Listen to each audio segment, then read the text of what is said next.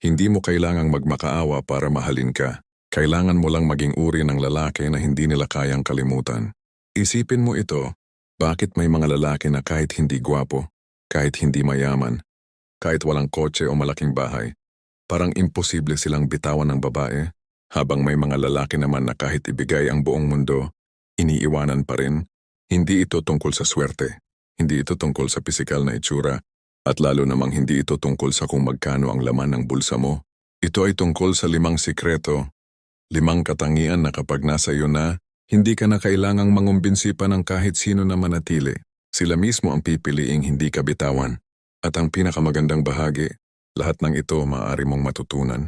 Lahat ng ito nakaturo sa sinaunang filosofiya ng stoicismo. Kaya kung pagod ka ng maging option lang, kung pagod ka ng maging pangalawang pilian, manatili ka.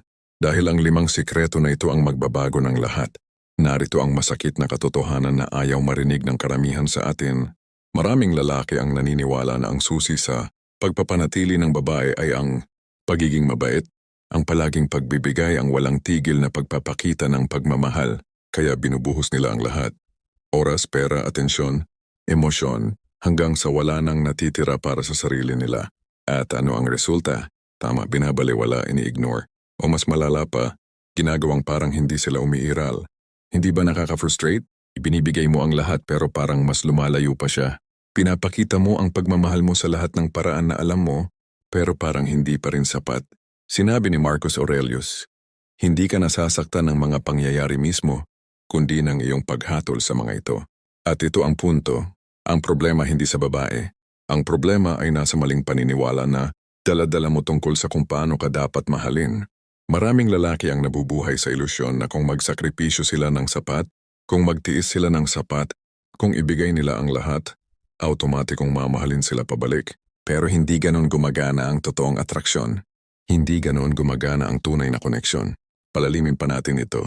Isipin mo ang mga lalaki sa paligid mo, o baka ikaw mismo, na ganito ang sitwasyon. Una, palagi kang available. Tuwing tatawag siya, nandoon ka agad. Tuwing magme-message siya, sagot agad. Walang sariling buhay.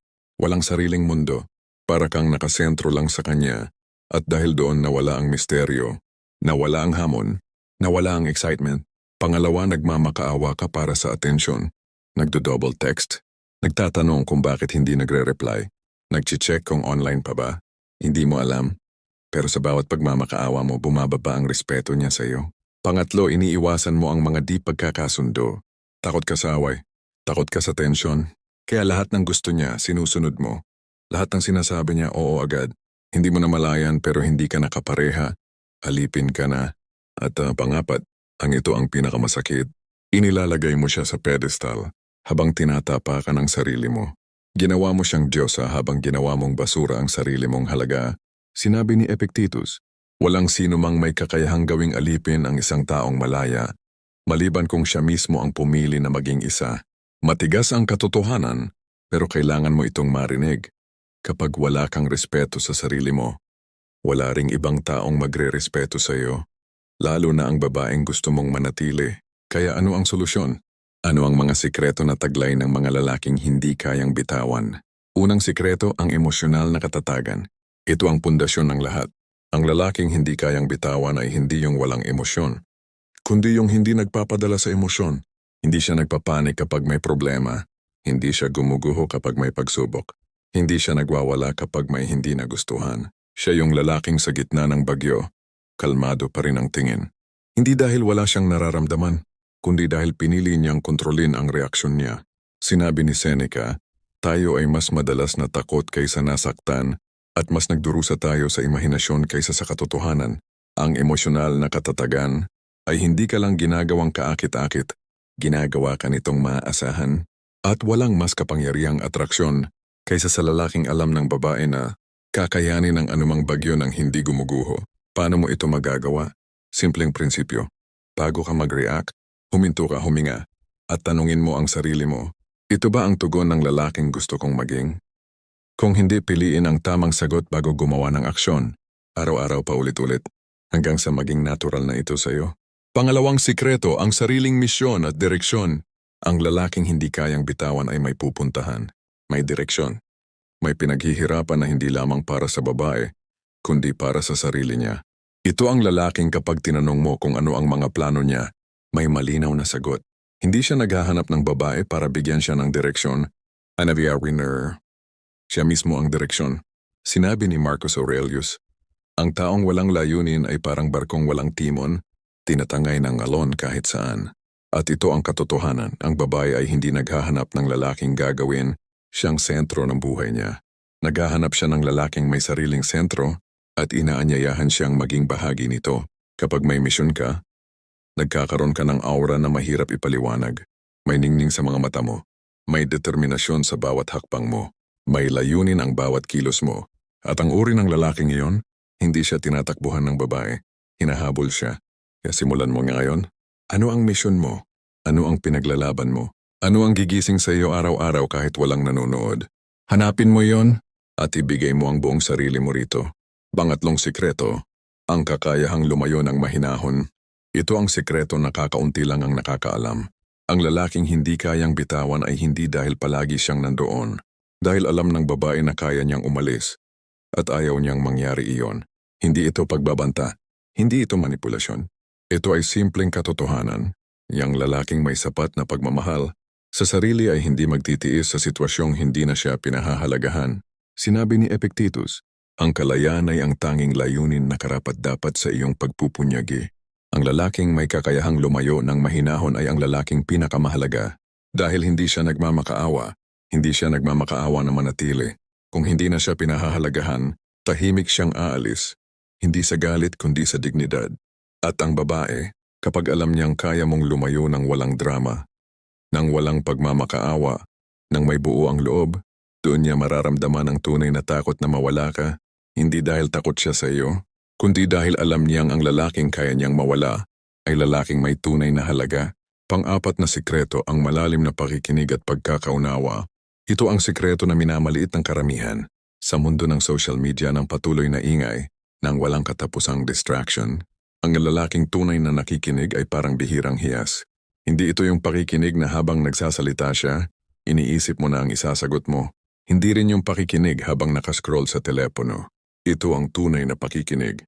Yung kapag nagsalita siya, ramdam niya na buong mundo mo ay nakatuon sa kanya. Sinabi ni Seneca, tayo ay may dalawang tainga at isang bibig upang mas makinig kaysa magsalita. Ang lalaking nakikinig ng malalim ay hindi lang naririnig ang salita, naiintindihan niya ang emosyon sa likod nito. Kapag sinabi niyang okay lang ako, naririnig niya ang hindi nasasabi. Kapag tahimik siya, naiintindihan niya ang dahilan. At bakit ito napakalakas? Dahil ang bawat tao sa mundong ito ay naghahanap ng isang bagay, ang maunawaan. At ang lalaking nagbibigay nito, hindi siya kayang bitawan, kaya sa susunod na makausap mo siya, subukan mong ilagay ang telepono. Tingnan mo siya sa mata at makinig ka, hindi para sumagot kundi para maintindihan. Panglimang sikreto, ang hindi nagbabagong integridad. Ito ang pinakamahalaga sa lahat. Ang lalaking hindi kayang bitawan ay ang lalaking pare-pareho. Yung kung sino siya sa harap mo, siya rin sa likod mo. Yung ang salita niya ay katumbas ng gawa niya. Yung kapag nagsabi siyang gagawin niya, ginagawa niya. Hindi siya nagbabago depende sa tao. Hindi siya mabait sa'yo tapos bastos sa waiter. Hindi siya matapang sa social media tapos duwag sa totoong buhay. Sinabi ni Marcus Aurelius, kung inaalis sa iyo ang anumang bagay, hayaang ang naiwan sa iyo ay ang iyong karakter at iyon ay sapat na. Ang integridad ay hindi lang moral na katangian, ito ang pinakamalakas na pundasyon ng tiwala. At walang relasyon na makakatagal ng walang tiwala. Kapag ang babae ay nagtitiwala sa salita mo, sa pangako mo, sa karakter mo, hindi niya kailangang mag-alala. Hindi niya kailangang mag-check ng telepono mo. Hindi niya kailangang mag-stalk ng social media mo. At ang ganitong kapayapaan ng isipan, iyon ang pinakamahalaga mong regalo sa kanya. Ang seguridad na ikaw ay maaasahan, ngayon at sa hinaharap. 5 sikreto, 5 haligi, emosyonal na katatagan, ang pundasyon ng lakas, sariling misyon, ang direksyon na nagbibigay sa iyo ng ningning, kakayahang lumayo. Ang kalayaan na nagpapataas ng iyong halaga, malalim na pakikinig, ang koneksyon na bumibigkis sa puso, hindi nagbabagong integridad, ang tiwala na hindi kayang sirain ng kahit ano. Ito ang mga katangian na hindi kayang bilhin ng pera, hindi kayang i-fake ng kahit sino. at hindi kayang bitawan ng babae. Kaya na ngayon, tanungin mo ang sarili mo. Alin sa limang ito ang kailangan mong palakasin? Dahil ang katotohanan hindi mo kailangan ng perpektong itsura, malaking pera o mga magarbong regalo. Ang kailangan mo lang ay maging uri ng lalaki na kapag umalis ka sa kwarto, natatakot siyang hindi ka na bumalik. Hindi dahil nananakot ka, kundi dahil alam niyang wala nang katulad mo. Sinabi ni Epictetus, gawin mong mahusay ang iyong sarili at ang nararapat na bagay ay darating. Kung may natutunan ka sa video na ito, pindutin ang like at mag-subscribe na sa channel na ito. Huwag mong kalimutang i-share ito sa mga kaibigan mong lalaki na kailangan ding marinig ito. At tandaan mo kapatid, ang tunay na lakas ng lalaki ay hindi sa mga bisig niya, nasa karakter niya. Hanggang sa susunod na video, patuloy kang lumago, patuloy kang maging mas mahusay. Salamat sa panonood.